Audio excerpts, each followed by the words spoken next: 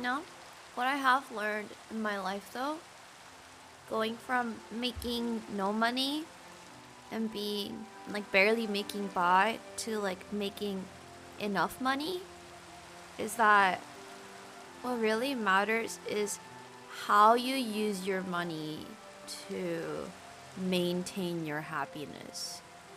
Because some people, no matter how much money they have, can't seem to fill up their happiness. And then some people would be able to fill up their happiness better if they did have money. I remember like going through like the stages of like financial stress. And honestly, there aren't many feelings I've felt as suffocating as financial stress. So I really understand that aspect. And then it gets to the point where it's like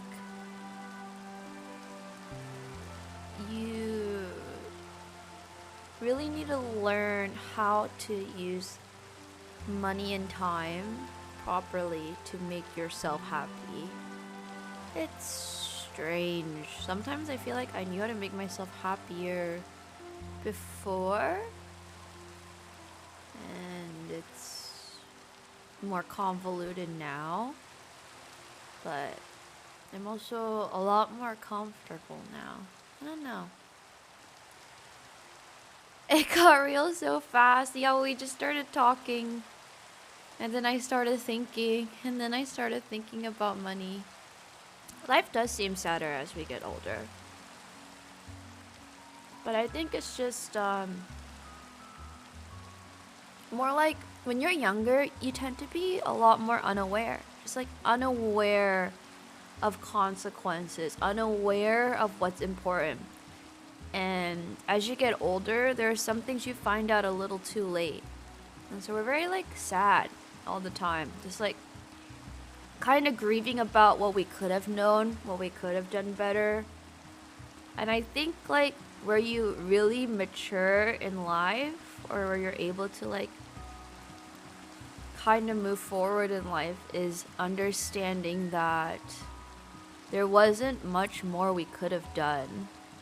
We've kind of tried our best in what we know to come here, and the only thing we can do in the future is continue to try our best and try to be aware of what's important to us and what we want to work towards, or what matters to us. So I think like, I don't know, like I am starting to understand a lot of the things people have said to me.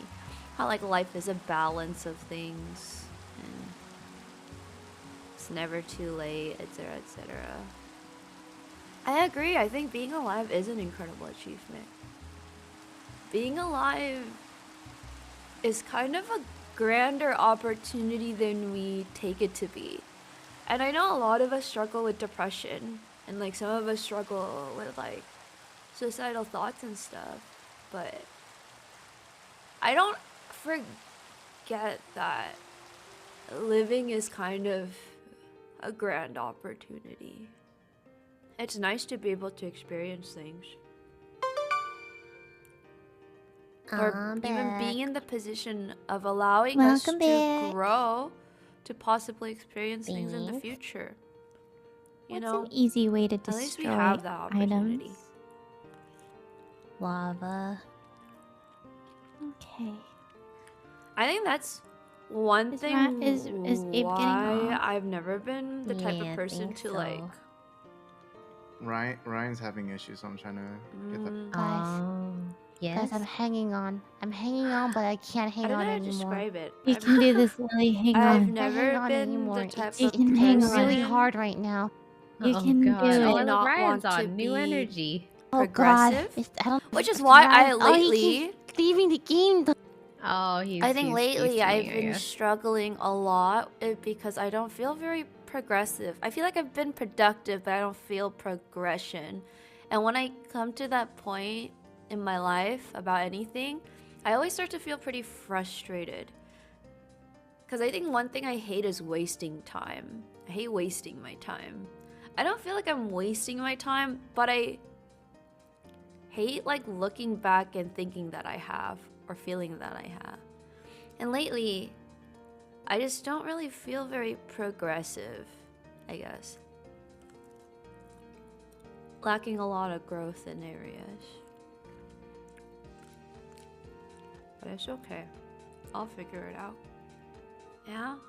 I mean, life is nice. You know? I think it's nice to hear that sometimes. Even though, like sure, some of us hate life a lot. I think it's nice to hear someone say, like, you know what? Life is kind of nice. Because you forget often the smaller opportunities that life gives that we take for granted. I don't know. What I've learned is that in this day and age, with the internet and social media and everything, just literally everything, and the way the information is shared, the way trends work, the way things are marketed, I feel like it's very easy to get caught up in like other people's happiness, and then you forget your own, and you forget your own purpose. But back when you were 7 and you only knew about what was like directly in front of you, like your school classmates if you went to school, or your family if you hung out with your family, or like whatever was in front of you, your dog or your cat, your books, your favorite shows. I think life was a lot simpler then because we were so much more focused on what made us happy. But the world has changed so much in the aspect that like all we see is what makes other people happy, and I think it's easy to get lost in that. And like I say this now, but again, I'll like go look through my phone and look on social media and whatever, and I'll like slowly start to forget what makes me happy again, and I'll slowly start to get caught up on like whatever's trending, whatever's popular, and maybe even at points being envious of that. But I do think it's really important to remember what makes us happy and what's in front of us. I'm glad this stream helped you take your mind off of things kawaii. Yeah, social media did get toxic, I think. It wasn't always like this, but it has become kind of toxic recently. To the point where, like, I don't really look at it too much the past couple of days because I realized how much it was affecting me. I think even more so with COVID. It gave people bad habits in terms of, like, I actually started looking at social media more ever since COVID. So, gave me that bad habit.